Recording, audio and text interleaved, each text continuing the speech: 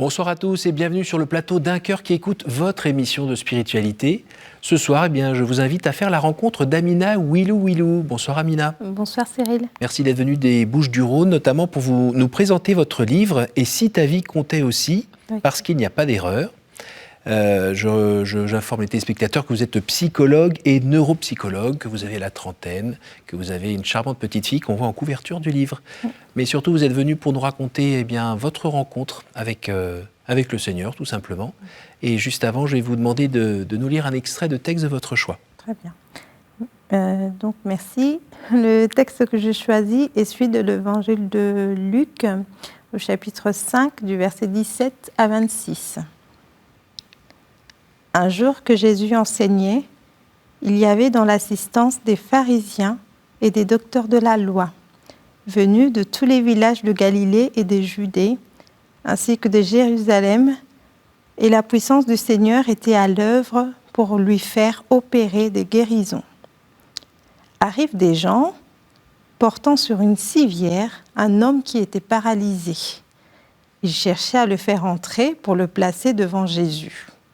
Mais ne voyant pas comment faire à cause de la foule, ils montèrent sur le toit et, en écartant les tuiles, ils le firent descendre avec sa civière en plein milieu devant Jésus.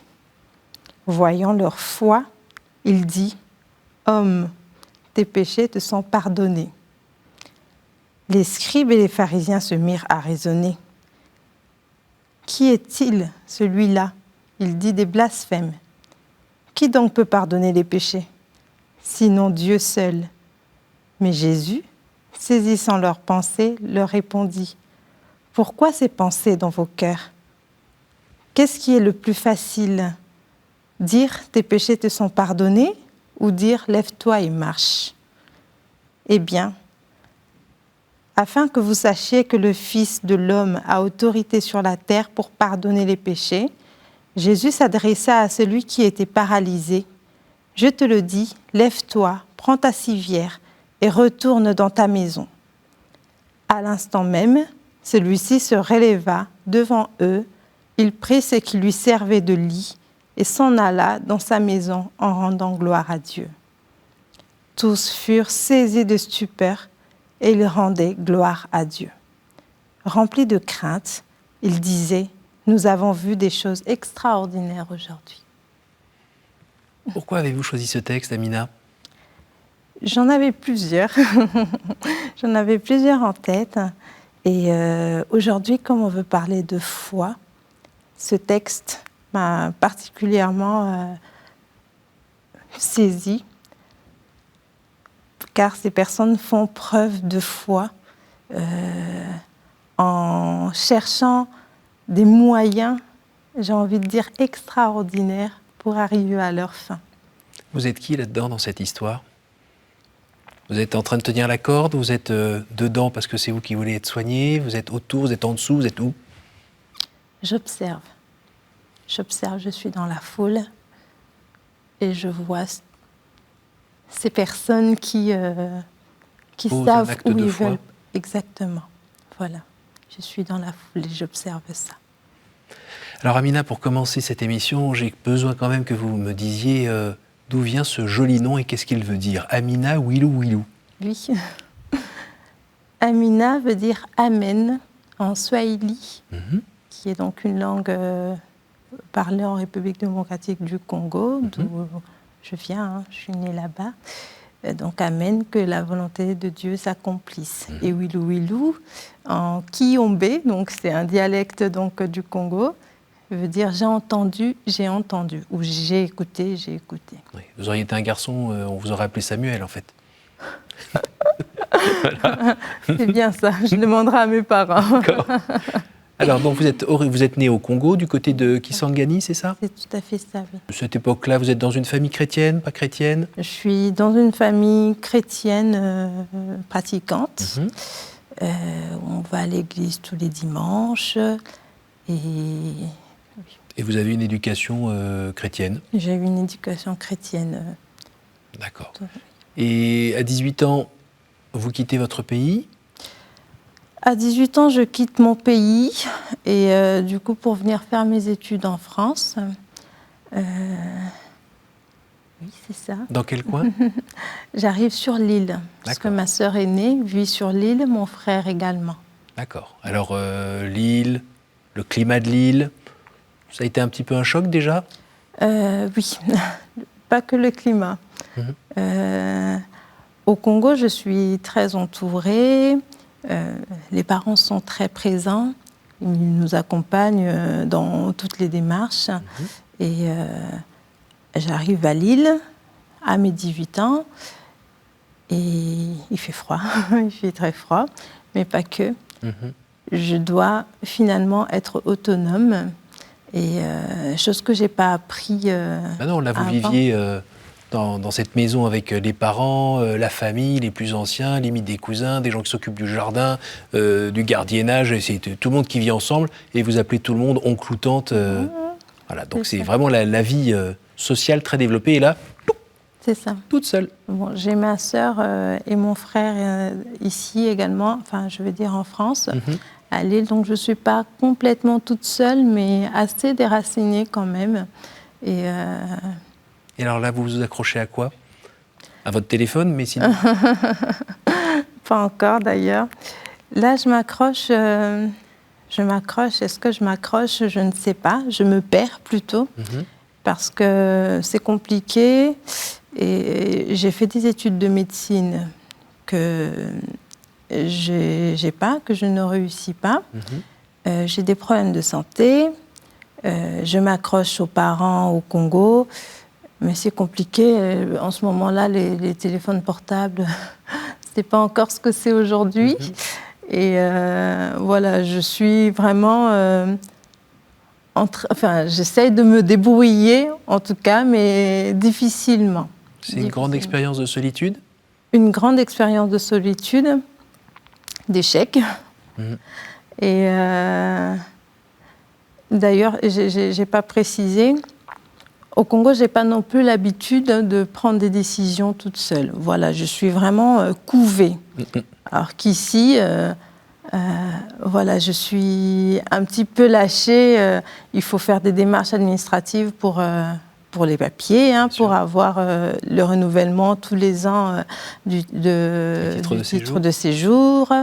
Il faut... L'administration pour les études, carrément. Le bureau, le machin. C'est ça. Se loger. Il faut se loger. Je travaille en même temps que je vais à la fac. Voilà, j'ai habité un petit peu chez ma sœur, mais après j'ai dû prendre mon envol. En ayant quand même un grand temps à l'université, donc c'est assez compliqué à gérer au quotidien, avec des difficultés aussi sociales, où je m'accroche un peu à des amis, et j'apprends que derrière, au fait, c'est pas forcément des amis comme je le pensais. D'accord. Voilà, donc différences culturelles aussi assez fortes. Beaucoup, beaucoup. Parce que, enfin, je vois, il y a quelque chose qui me vient à l'esprit là tout de suite. Au Congo, tout le monde est croyant, j'ai envie de dire. Tout le monde croit à un Dieu. J'arrive ici, j'en rencontre personne. Voilà, dans mon entourage, tout le monde est athée. C'est moins un peu. Enfin, au Congo, les athées sont un petit peu regardés de travers. C'est vraiment culturel. Oui. Et ici, c'était un petit peu moins qu'on regardait de travers. Et je comprends que c'est différent. Voilà. Est-ce que la communauté chrétienne de la paroisse à côté de là où vous habitiez ou autre a pu être un havre de paix ou de ressourcement quand même, ou pas trop? J'y vais, je vais à l'église, mais je ne suis pas vraiment dans une communauté. Donc, non, je ne suis pas intégrée à un groupe. D'accord. Donc, voilà. dur. On peut dire ça comme ça, alors, en ce moment-là en tout cas. Comment vous allez pouvoir vous dépêtrer de ça? Qu'est-ce qui va se passer? Alors, entre guillemets, le choc était vraiment mon échec je vais dire, à la faculté de médecine, où toute ma vie, j'ai su, par des tierces bien sûr, que je devais être médecin, et j'arrive là, et ben non, la porte est fermée. Et je ne sais pas, je suis complètement perdue. Et ça a été vraiment... On est d'accord que vous n'aviez pas complètement décidé, hein, c'était... tout le monde pensait que vous seriez médecin, puis voilà, Tout à fait. on y va. Donc c'était pas complètement un choix du fond de votre être non plus. C'était une sorte de rail qui avait été posé, puis au suivi. Déjà, 1 an, 2 ans, je savais que j'allais être médecin. Donc je ne pense pas que cette idée soit venue de moi.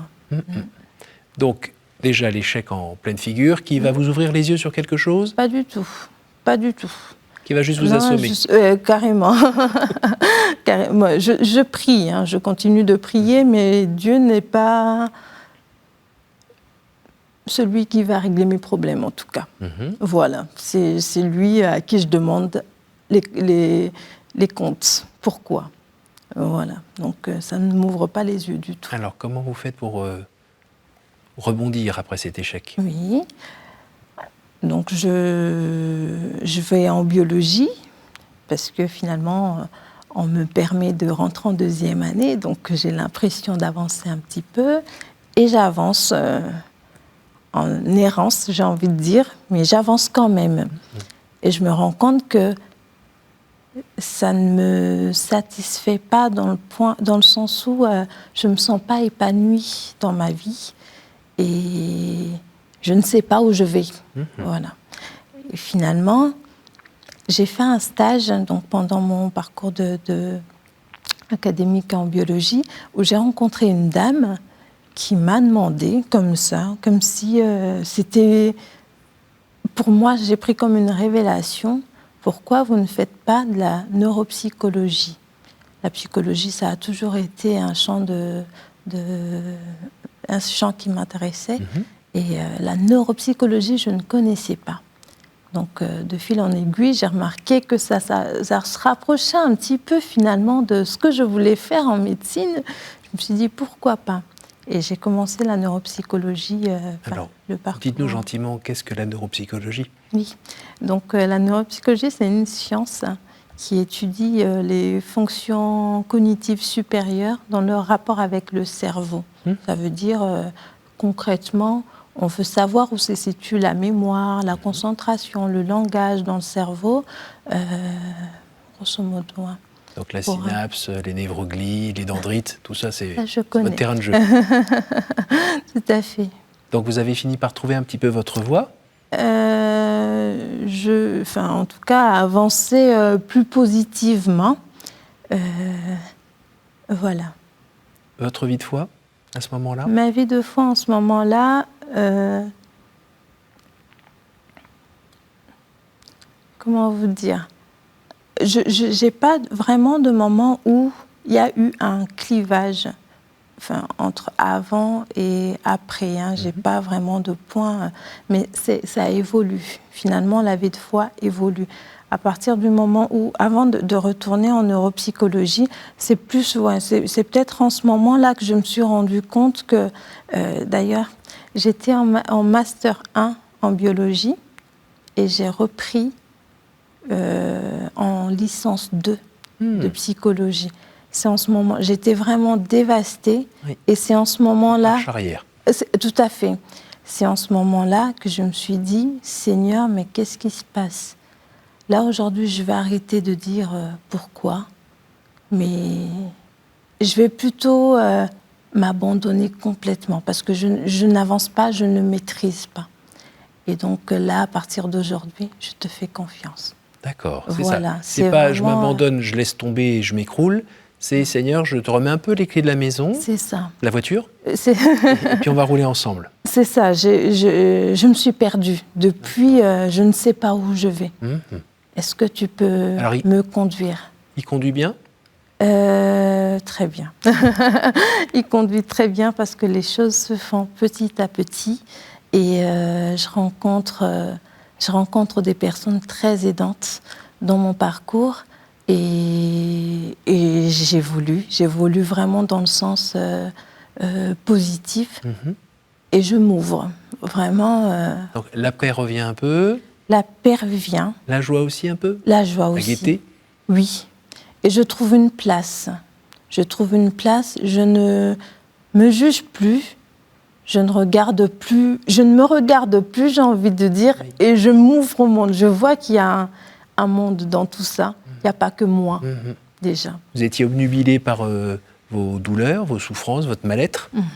Et là, à la faveur de cet échec, Oui. vous avez regardé ça un peu autrement, redonné les clés à Jésus, et puis vu qu'il était très bon pédagogue, Oui. et qui prenait le temps, et Oui. que ça rend heureux en fait. Ça a mis combien de temps, tout ça?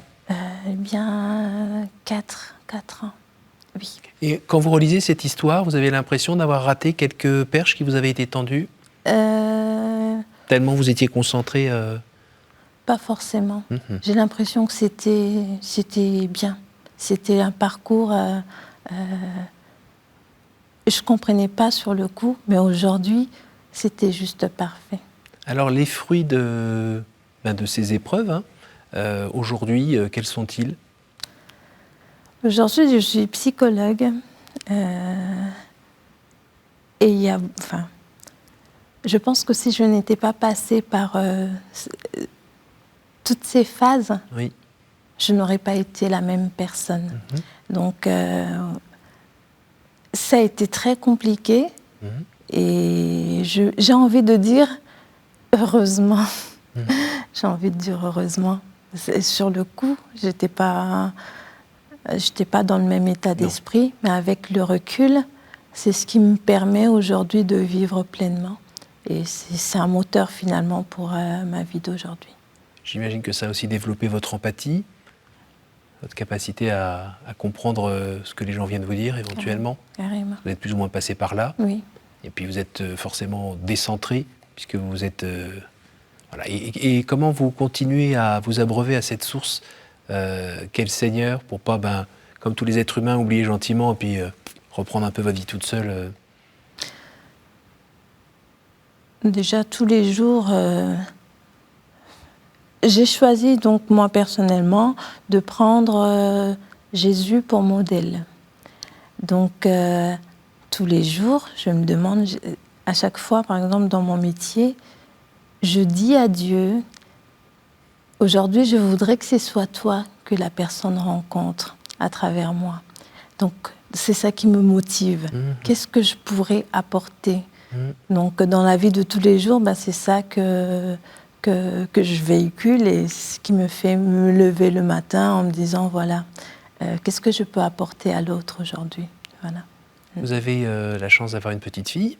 Deux petites filles, oui. Pardon. Parce qu'il y en a une sur la photo. Oui. Donc, je n'ai pas vu l'autre qui était cachée derrière. Non, elle n'est pas là. Voilà. Sur la photo, elle n'est pas là, mais sinon, elle était née déjà. Quel âge ont-elles? Donc, 5 ans et demi, comme elle aime dire, et 2 ans. Est-ce que, au moins pour l'aînée, mais peut-être pour la petite, vous arrivez à transmettre ce que vous avez compris de l'importance d'avoir Jésus dans sa vie? Oui. Comment vous faites? Comment je fais? Je pense qu'elle observe plus que je ne parle. Elle comprend, je prie, donc elle me voit faire, et puis elle pose des questions, je réponds. On va à l'église de temps en temps, comme moi avant. Sauf qu'elle a le choix. Hein. Si elle me dit qu'elle n'a pas envie, des fois elle n'y va pas, il n'y a aucun problème. Et oui, elle suit sa voie. Peut-être qu'elle observe, c'est ça. Je